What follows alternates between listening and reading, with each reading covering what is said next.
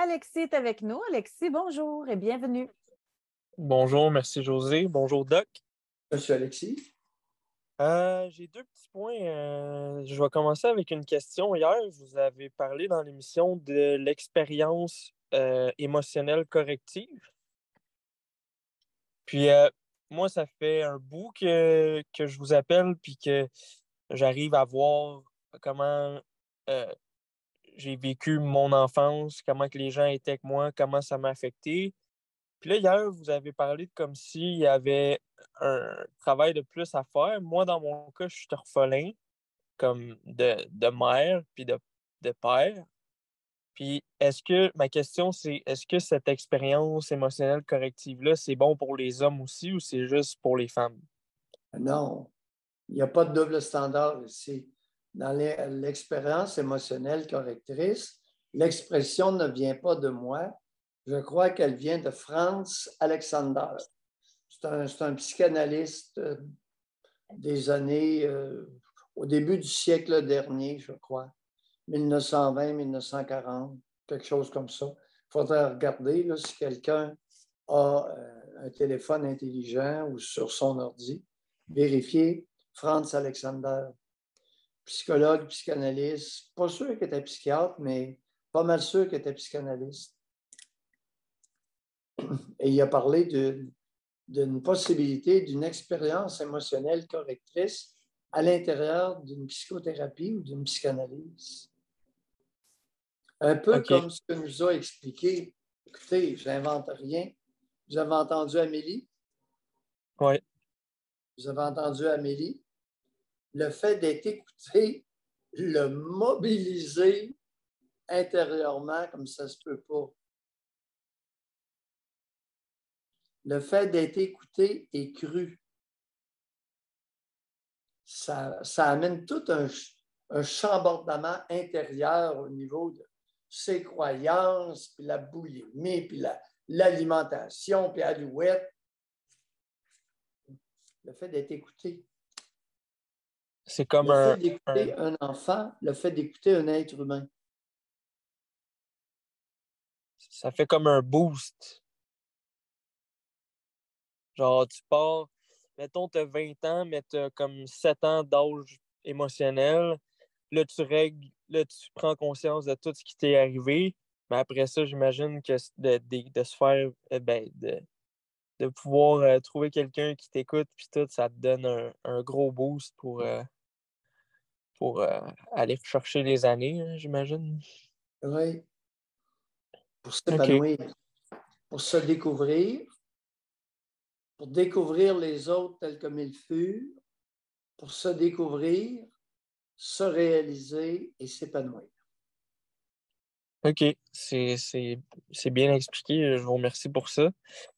Puis, Oui. écoutez, moi, dans mon cas, là, on dirait que je, je recherche l'approbation. Là. Moi, je vis quand même solitaire, mais je vis avec mon frère et sa conjointe. Euh, mais on dirait que je cherche tout le temps à me faire aimer par mon frère. Je vous avais déjà parlé une fois, là, j'avais des longues discussions avec lui, puis ça allait nulle part, puis vous m'avez dit, hey, vous n'avez pas besoin de l'affection, vous n'avez pas besoin de votre frère là, pour. Puis la dernière fois que j'avais eu une grosse Le discussion avec rôle de votre frère n'est pas de vous materner, encore moins de compenser l'absence de maternage que vous avez vécu. Ouais, c'est ça. Sauf que là, j'ai fait le Ni votre progrès. frère, encore moins une femme que vous allez rencontrer. Oh, On n'établit pas un lien intime avec une femme pour se faire materner. Messieurs, jamais. Il y va du sauvetage de votre âme. À cette heure, je le sais, fait que je fais attention consciemment à ça. Tu sais. Fait que, écoutez, hier, c'est encore arrivé, j'ai pas pu m'empêcher là, d'avoir une discussion je me suis amélioré. Là. La dernière fois, ça avait duré 4 heures avec mon frère, mais là, hier, 1 heure et demie. Fait que là, je me suis déjà amélioré pas mal, ça, je suis content. 1 heure et demie, puis j'ai hâte à la prochaine, parce que ça va sûrement durer juste 30 minutes. Mais ça part de sujets comme simples, puis après ça, tranquillement, on dirait que je l'amène vers ma vie, puis je commence à y déballer tout mon sac en sachant très bien qu'il est proche de ma génitrice, qui est mon ennemi. Puis on dirait comme que je me livre, puis on dirait que c'est une action de mon subconscient qui me pousse à comme tout y livrer ma vie là, à mon frère pour que ça se retourne contre moi. C'est comme tout un genre de plan, on dirait, puis la conséquence de ce 1 heure et demie-là d'hier fait en sorte qu'aujourd'hui, j'ai encore de la misère cognitivement, j'ai encore de la misère à focusser sur mes objectifs, ça me tue. On dirait que parce Non, que non, ça ne vous tue pas, ça vous nourrit. ouais, mais je peux pas, j'ai pas envie Oui, mais de faire. il va aller déballer tout ça à votre mère, l'amour de votre vie. Vous êtes amoureux, vous êtes comme un homme amoureux aujourd'hui. Vous êtes envahi. Ouais, mais ça me Votre tue rire a pareil. été éloquent. Ouais. Ouais, parce que c'est vrai. C'est carrément vrai, en fait. Il y a une partie de moi qui est content de ça. Puis il y a une autre partie de moi qui sait que j'ai fait une genre de. Je me suis laissé avoir. Oui, Je me suis fait avoir, puis. elle vous a euh, eu. Elle vous a eu, elle a capté votre amour, votre sexualité.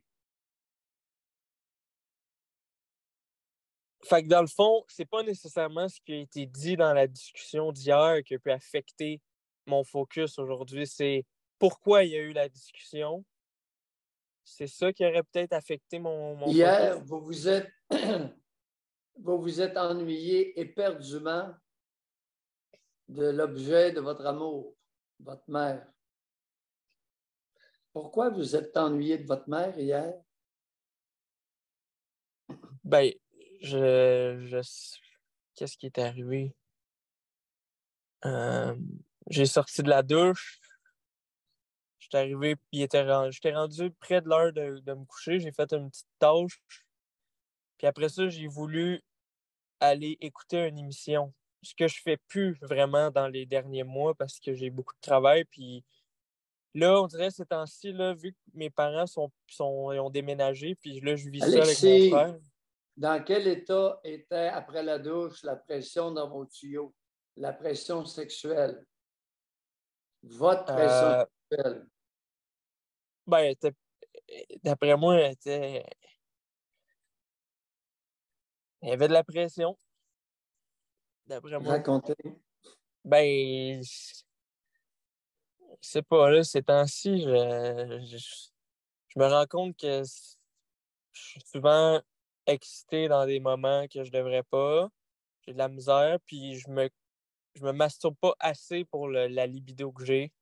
Alors, vous allez nous expliquer pourquoi hier, dans la douche ou après la douche, vous ne vous êtes pas masturbé pour diminuer votre pression sexuelle.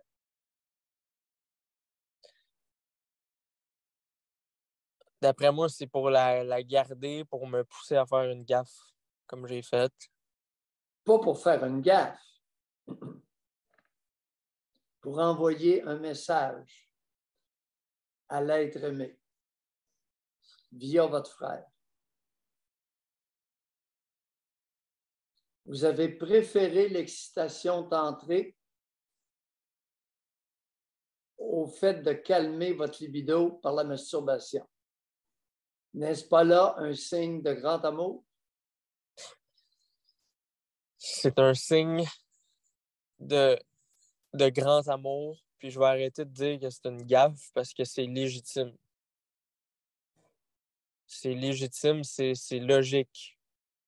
C'est voulu, pas légitime, voulu. Ben, ouais, mais ouais. La fébrilité tantrique goûte le ciel. N'est-ce pas, Alexis? Ça goûte le ciel. Ça goûte le ciel. Puis j'ai une petite dernière question.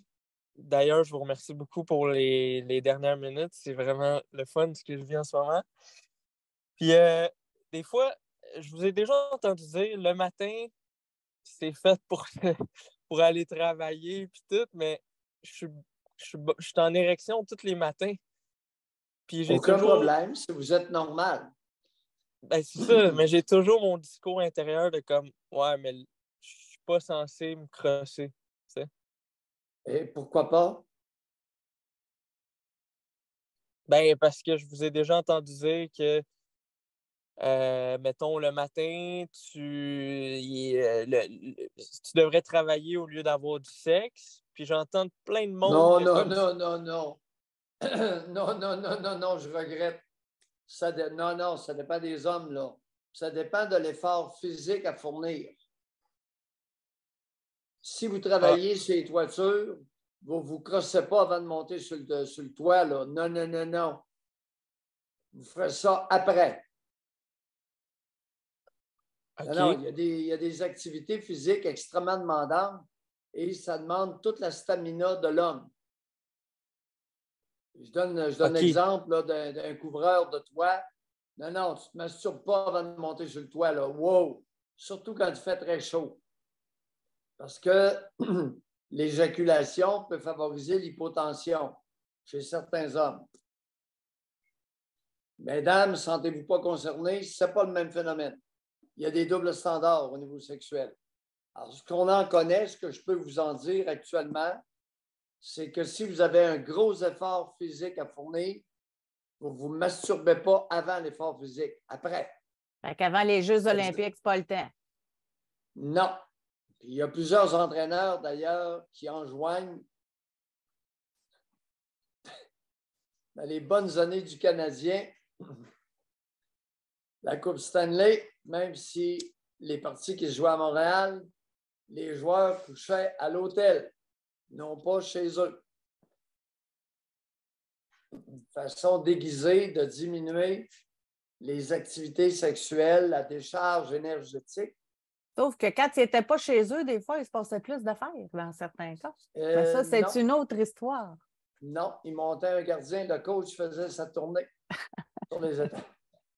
Et pour être sûr que les gars ne se crossent pas, ils mettaient 2 joueurs. Ils mettent 2 joueurs par chambre. Alors, écoute, c'est connu. C'est connu. Je n'invente rien ce matin, les amis. Donc, c'est plus physique que psychologique. Mais chez les femmes qui sont multi-orgasmiques, ce n'est pas du tout pareil. Si elle est un peu anxieuse avant une compétition, une coupe d'orgasme bien sentie, elle s'en va compétitionner, sa performance pourrait être nettement meilleure. J'ai bien dit une multi-orgasmique qui s'en pète une coupe au lieu de 10. Là. Elle n'est pas éjaculée, par exemple. Non, on se parle entre adultes. Ce n'est pas une garderie, notre émission. Non. Oh non. Monsieur Alexis, à la prochaine. Portez-vous bien. Merci beaucoup. Merci. Bonne masturbation. Masturbez-vous quand c'est le temps. Programme PIP. Permission, information, pratique et expérimentation. À vous de vous découvrir, messieurs et mesdames.